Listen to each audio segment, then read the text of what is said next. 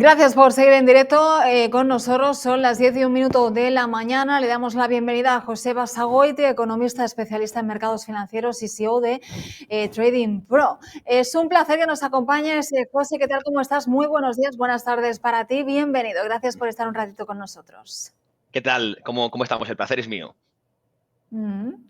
Hola, hola José, gracias por estar acá. Bienvenido a Buenos Días Wall Street. Estamos aquí con una serie de preguntas para que nos ayudes y que propiamente nuestros seguidores se den cuenta de quién eres y cuál es tu perspectiva referente a todo ello. ¿Estás listo para esto? Cuando queráis. Muchas gracias. Gracias. Perfecto.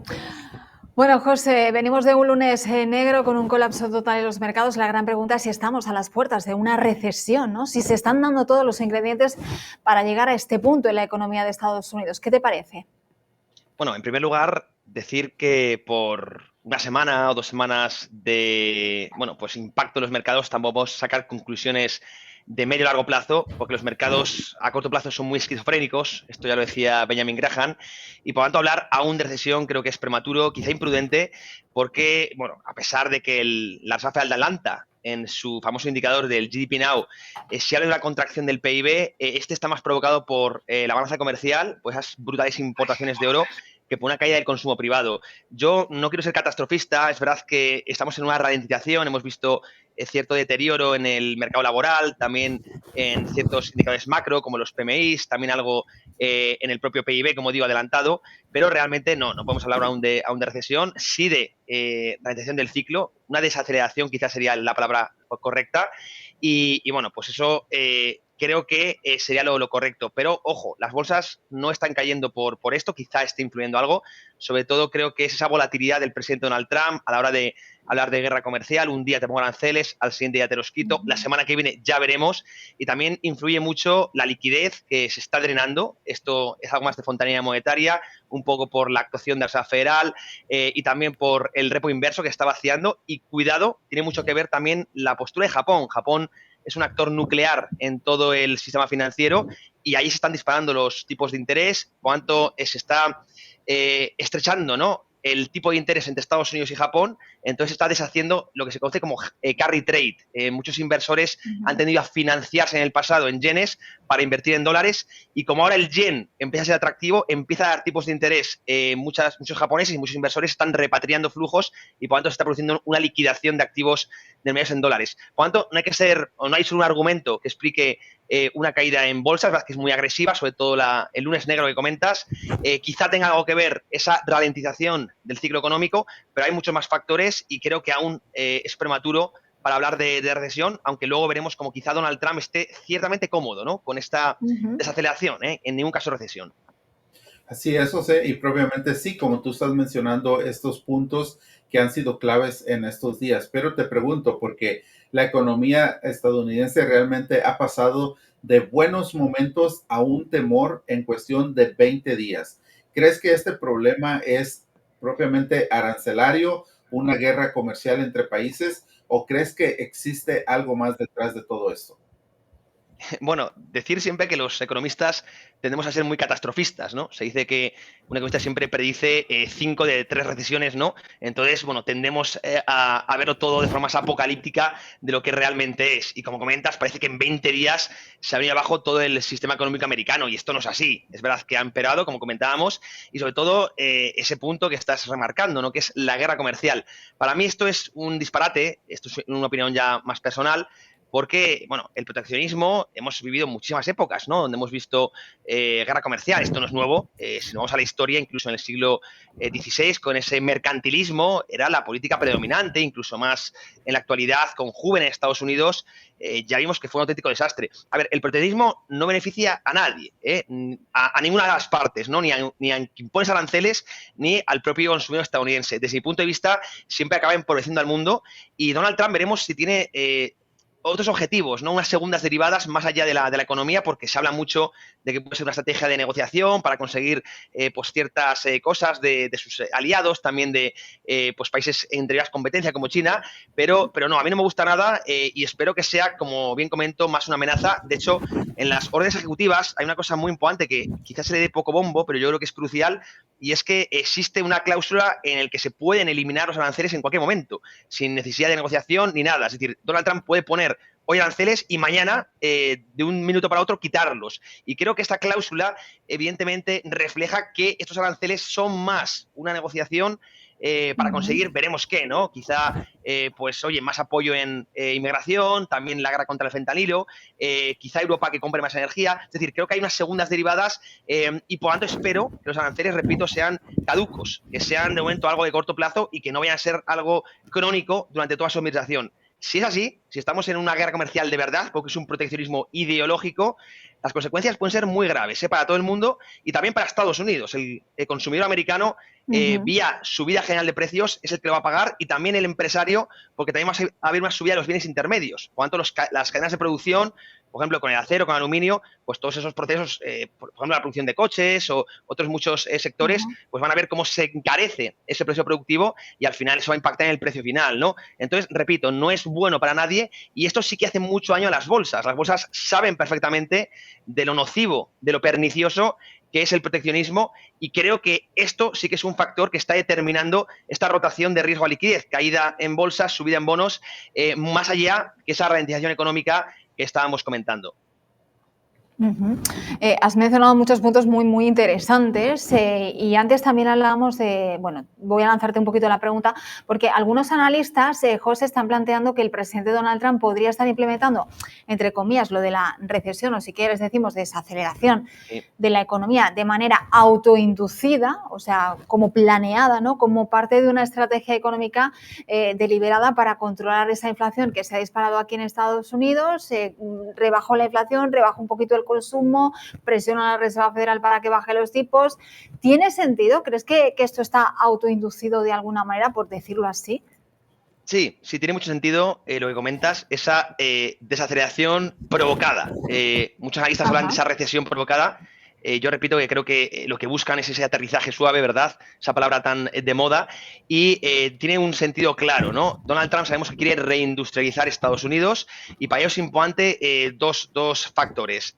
Bajar los tipos de interés y devaluar el dólar. Y realmente si tú vas controlando o enfriando un poco la economía, ralentizándola, pues vas a conseguir que los tipos de largo plazo, que no es otra cosa que el descuento del crecimiento más inflación, pues vayan cayendo.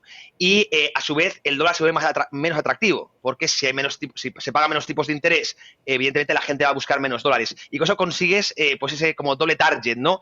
Bajar los tipos de interés y, como digo, devaluar el dólar para favorecer las exportaciones. De tal manera que el sector productor, la manufactura, vuelva a tener mucho peso y Estados Unidos deje de importar tantos bienes, se dedique a fabricarlos y a exportarlos. Y luego otro factor que es crucial para Donald Trump, también para Elon Musk y Scott Bessent, el secretario del Tesoro, es bajar los tipos de interés, porque este año, 2025, hay un muro de vencimientos. O sea, Estados Unidos tiene que refinanciar casi 9 trillones de deuda. Evidentemente esto es un coste financiero tremendo para Estados Unidos y, por tanto, para el contribuyente.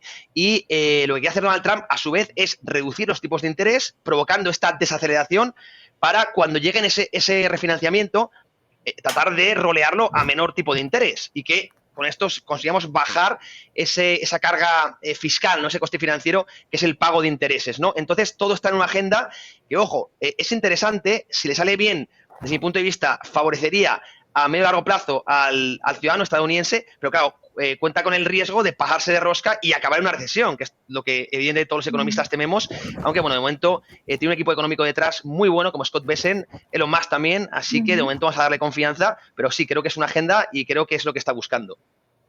Sí, es realmente interesante ver sus puntos porque nos ayudan a entender un poco más sobre lo que sucede. Pero te pregunto sobre la guerra comercial que está sucediendo entre Europa y los Estados Unidos, de que ya es un hecho. Ahora, ¿cómo se ve propiamente en Europa? ¿Cómo afecta a Europa esta situación que se está viendo en estos momentos? Pues, bueno, se está diciendo de todo por aquí, por Europa. O sea, es que Donald Trump, bueno, tiene todo tipo de se le puede llamar de todo tipo de cosas, ¿verdad? Gente le gusta más, gente le gusta menos. En primer lugar, hay que decir que Europa no es nadie para achacar nada a Donald Trump, porque somos nosotros los primeros que tenemos aranceles sobre Estados Unidos. Esto la gente lo tiene que entender. Lo que Donald Trump está haciendo es contestar con aranceles recíprocos, que se llama. Es decir, Europa pone aranceles, pues yo te contesto con aranceles. Es verdad que Estados Unidos siempre ha sido la cuna o el ejemplo del libre mercado, y realmente si tu vecino hace la cosa mal, pues tú no tienes que igualarlo, hacer la cosa igual de mal.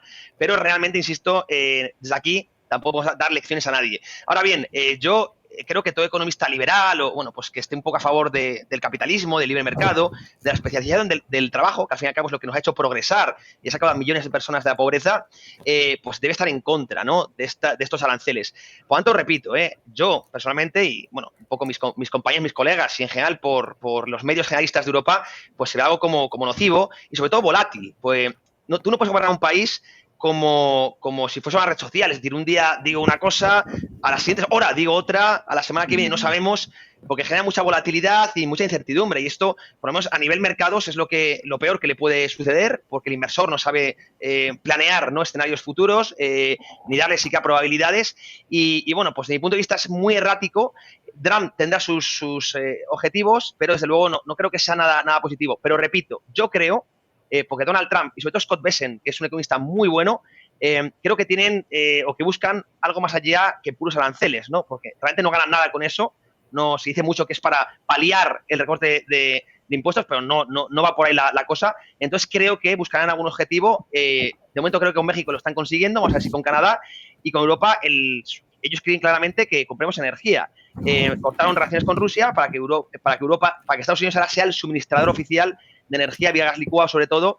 Y bueno, si finalmente él consigue, pues oye, habrá dado una ventaja al americano medio, ¿no? Pero realmente, más allá de toda esta agenda que puede haber por detrás, en sí el proteccionismo, la guerra comercial no es nada buena, y desde aquí, pues oye, se critica, como lo estamos haciendo aquí ahora en directo. Uh-huh. Vamos a hacer un ejercicio para que la gente pueda entender un poquito bien cómo funciona esto de los aranceles, que ahora a lo mejor los que estamos un poquito más de lleno en la economía, pues no recordamos lo que pasó en el pasado, y los aranceles siempre han sido una dominante de Donald Trump, ¿no? Comparemos esta política arancelaria con la que adoptó el presidente en su primer mandato. ¿Se parece? ¿No? ¿Qué pasó entonces? ¿Eran las mismas condiciones? ¿Qué ha cambiado?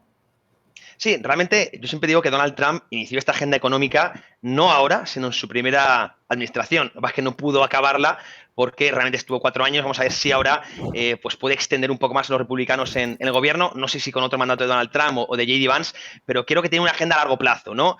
Él se parece bastante. Lo que pasa es que ahora mismo está siendo, desde mi punto de vista, más volátil. Y con volátil me refiero a que un día dice una cosa, otro día dice otra. Y yo creo que es porque no lo tiene del todo claro, si es positivo. Realmente, si vamos a hacer un ejercicio para que todos lo entiendan, ¿no? Si Donald Trump supiese que el arancel es beneficioso para Estados Unidos, con Estados Unidos me refiero al empresario y al trabajador, los aplicaría sin negociar. Es decir, oye, toma, arancel de 25% a México, a Canadá, a China, a Europa. Pero el propio Donald Trump y su equipo económico saben que no es bueno, que esto va a tener consecuencias negativas para Estados Unidos. Entonces, pues van midiendo mucho a ver si te lo pongo, si te lo quito, ¿no?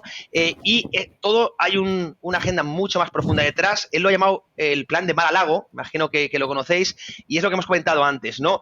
Lo que quieren básicamente es reindustrializar el país. ¿Por qué? Sí, bueno, Estados Unidos es una economía muy tecnológica, ¿para qué volver a la industria? Creo que el COVID dejó muchas secuelas, y es que Estados Unidos se dio cuenta de que hay muchos productos que no era capaz de fabricar dentro para luchar contra una pandemia, pero puede ser cualquier otra cosa, ¿no? Shocks externos que obviamente Estados Unidos no pueda fabricar, y por lo tanto dependes de otras economías como puede ser China, que además no es aliado, ¿no? Entonces, creo que Estados Unidos Donald Trump tiene esa idea de la autosuficiencia, es decir, que Estados Unidos fabrique todo lo que necesita y lo que sobre lo pueda exportar, ¿no? A día de hoy no es así, entonces quiere cambiar un poco ese rol. Desde la Segunda Guerra Mundial, y con esto ya voy acabando, Estados Unidos se convirtió como en un consumidor neto. Importaba bienes y servicios de todo el mundo y a cambio exportaba dólares. Es un poco el rol que ha tenido, ¿no? Y China todo lo contrario. China se dedicaba a fabricar bienes y servicios, es decir, exportaba bienes y servicios e importaba dólares, ¿no? ¿Qué pasa? Que los chinos con todos esos dólares han ido comprando bonos. De hecho, China es el principal acreedor del gobierno de Estados Unidos. Han comprado también acciones. De hecho, están entrando en muchos consejos de administración de empresas armamentísticas, de farmacéuticas, de tecnológicas, y también mucha vivienda. Entonces, como que China está, entre comillas, silenciosamente ocupando parte de la decisión, tanto de Washington como de Wall Street, y bueno, eso le preocupa mucho, evidentemente, a Donald Trump. Entonces quiere cambiar el rol. Vamos a hablar incluso, esto ya se está comentando, de un cambio de orden mundial, ¿no? Donde el dólar iría perdiendo peso, Estados Unidos volvería a convertirse en un fabricante y China lo contrario. China dejaría de ser la fábrica del mundo, ¿no? Esto, claro, no es una cosa que se pueda hacer de un año para otro, se necesita un plan a largo plazo y por eso creo que Donald Trump inició esta agenda en su primera administración con esa guerra comercial que ya la conocemos todos, que le está dando continuidad ahora, y con esa idea de hundir los tipos de interés, de devaluar el dólar con ello y imponer aranceles para repatriar fábricas que están ahora mismo fuera, que se produzca dentro y volver a esa autosuficiencia.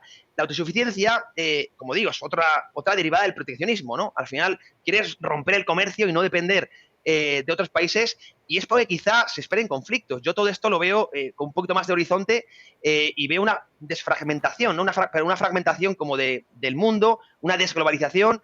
A mí me preocupa mucho la dinámica que está cogiendo la economía y en general pues todo el libre mercado, porque cada vez vemos cada uno cómo va conduciendo a su destino y no cooperamos, ¿no? Y esto, repito, es lo que en los últimos 50 años ha sacado a millones, pero millones de personas de la pobreza, y si rompemos esta especialización del trabajo, pues volveremos, como digo yo, a las cavernas, ¿no? Pero bueno, es un poco la dinámica que está cogiendo el mundo y habrá que ir estudiándolo. Espero que tarde o temprano los que están detrás de establishment, mucho más allá de los políticos, los que controlan de verdad las cosas, se den cuenta y traten de cambiar este rumbo. Efectivamente, José. Y mira, cambiando un poquito hablando de los 7 magníficos, ¿verdad? De estas compañías que ya están en los trillones de dólares, se han visto afectadas perdiendo hasta un 25% en promedio, cerca del 25%. Pero la que peor ha tenido caída dentro de ellos es Tesla.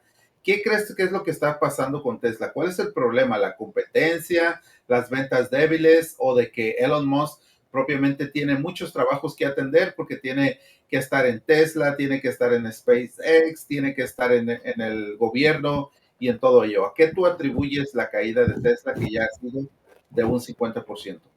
Sí, es un desplome en toda regla, 50%, además en poquitas semanas. Es tremendo el crash que está viviendo y hay varios factores. En primer lugar, que venía con una valoración pues muy exigente, ¿no? Los múltiplos, que es la métrica con la que medíamos un poco las empresas, estaban carísimas con cualquier métrica, ¿no? El forward pair o cualquier que usemos para valorar una empresa.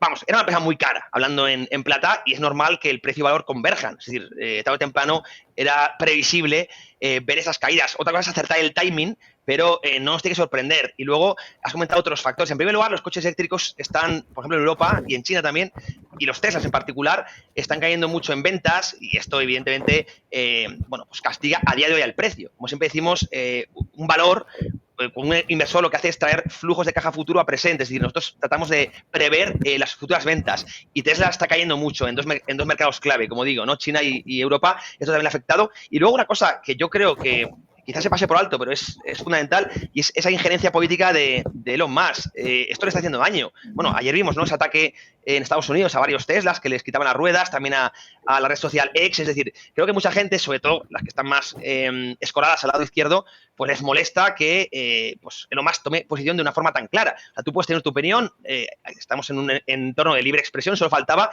pero de una forma tan agresiva, como ha apoyado a Donald Trump, por ejemplo, en Alemania, entre la extrema derecha, también pues les han mostrado su apoyo público. En España también más de lo mismo, al partido Vox. Es decir, se está metiendo, está interfiriendo mucho en la política global. Y eso creo que a mucha gente, sobre todo los de izquierdas, no le hace gracia, y creo que hay y no olvidemos que pasamos el 50% de la población. Si dividimos un poco así de una forma simplona, ¿no?, pero 50% derecha o más derecha y 50% más izquierda, pues estás atacando, entre comillas, al 50% de tu mercado. Y esto tarde o temprano pues tiene que impactar, y creo que lo estamos viendo, ¿no? Entonces, pues ese cúmulo de factores creo que los que están afectando mucho al valor.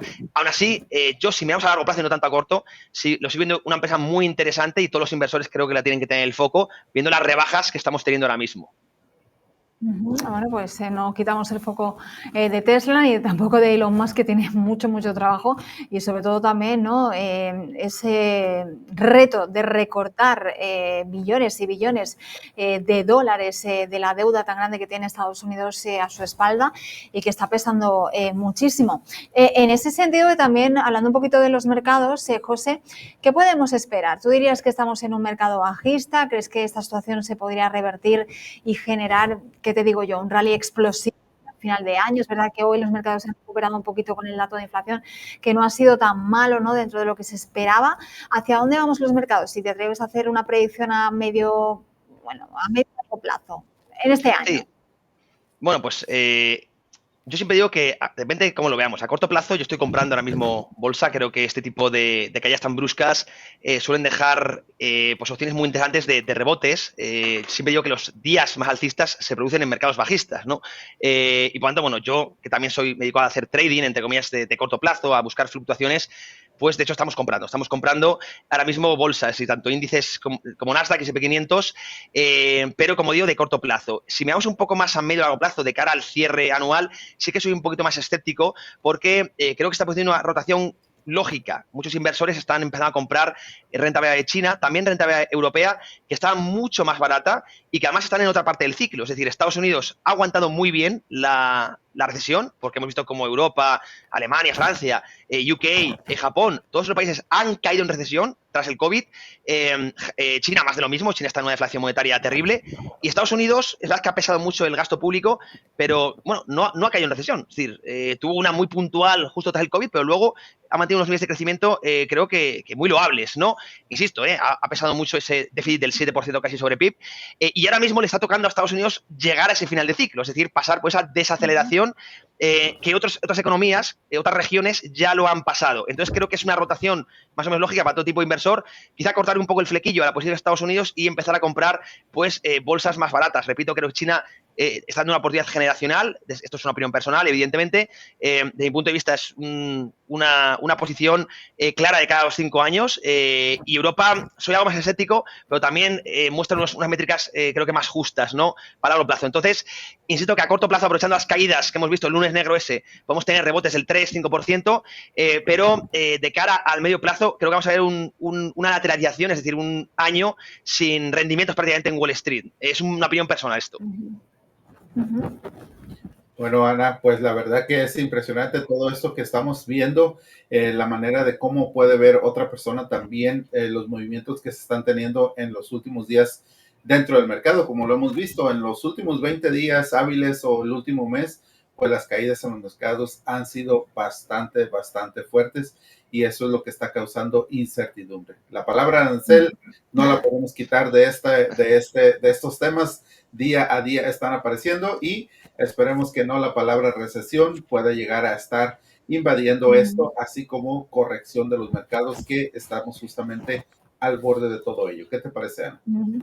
Bueno, de hecho, José, mientras estamos haciendo la entrevista, te cuento que hay una noticia en desarrollo: poner aranceles de represalia del 25% a productos estadounidenses por valor de 21.000 millones de dólares. Como te digo aquí, las noticias no paran. Te voy a hacer una última pregunta, porque esta mañana estaba leyendo una encuesta sobre el sentido del ciudadano estadounidense, que empieza a mirar con recelo la gestión de Donald Trump. Según la encuesta de CNN, una mayoría del 56% desaprueba su gestión de la economía, peor que en cualquier otro momento de su primer mandato. Y fíjate que aquí en Estados Unidos lo que se decía es que Donald Trump salió con una mayoría abrumadora porque se consideraba que iba a ser el que iba a sacar, ¿no?, al país de toda esta situación, mejorar la economía de los ciudadanos, que están muy cansados porque aquí todo cuesta muchísimo. El ciudadano lo siente. Que haya pasado, ¿qué?, 2 meses desde que llegó a la Casa Blanca y ya encuestas revelando que hay ya una mayoría que desaprueba la gestión del presidente.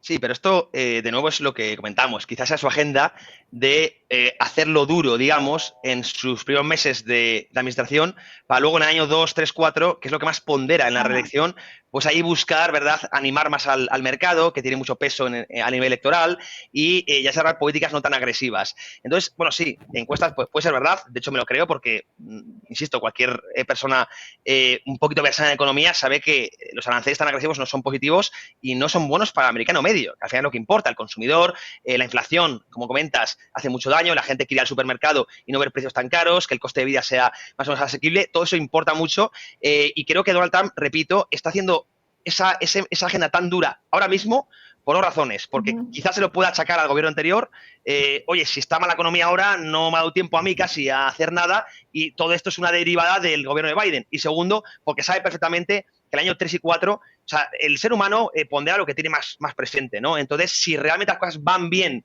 en el año 2, 3 y 4, pues no va a haber tanto coste electoral como ahora. Por desgracia tenemos poca memoria y lo que pasa en el año 1 de las administraciones se tiende a olvidar muy rápido, y creo que está en su agenda ahora mismo hacer caer los mercados, quizá ralentizar un poco la actividad, haciendo daño al consumidor para en año 2, 3, 4 ya coger el turbo y de cara a las siguientes elecciones pues tener las cosas como mejor, ¿no? A nivel bursátil, a nivel económico. Repito, esto está muy bien pensarlo, pero otra cosa es hacerlo. Así que veremos qué tal le va. Estaremos como siempre analizándolo y comentándolo. Elecciones a medio término, primer termómetro, ¿no? Para medir realmente si la cosa funciona o no funciona. Vamos a ver qué pasa. Y también es verdad, ¿no? El ciudadano al final, el que va a comprar al supermercado, el que va a echar gasolina al coche, el que se quiere comprar una casa y no hay manera, pues es el que lo nota y tenemos poca paciencia, lógicamente. Oye, José, ha sido un placer charlar contigo. ¿Dónde te seguimos? Vamos a poner aquí las redes sociales, la página web, está súper activo, siempre siguiendo muy de cerca los mercados. Bueno, pues te seguimos, ¿eh? Sí, me puedes seguir en Twitter, donde estoy bastante activo, es la red social que más utilizo, @Jose_Basa, y luego, por supuesto, nuestro periódico financiero, que es www.tradingpro.app. Bien, ahí pues comento y hacemos opinión de todo tipo de análisis y mercados. Perfecto. Pues, Ale, ¿algo que añadir? Bueno, pues agradecerle realmente por este tiempo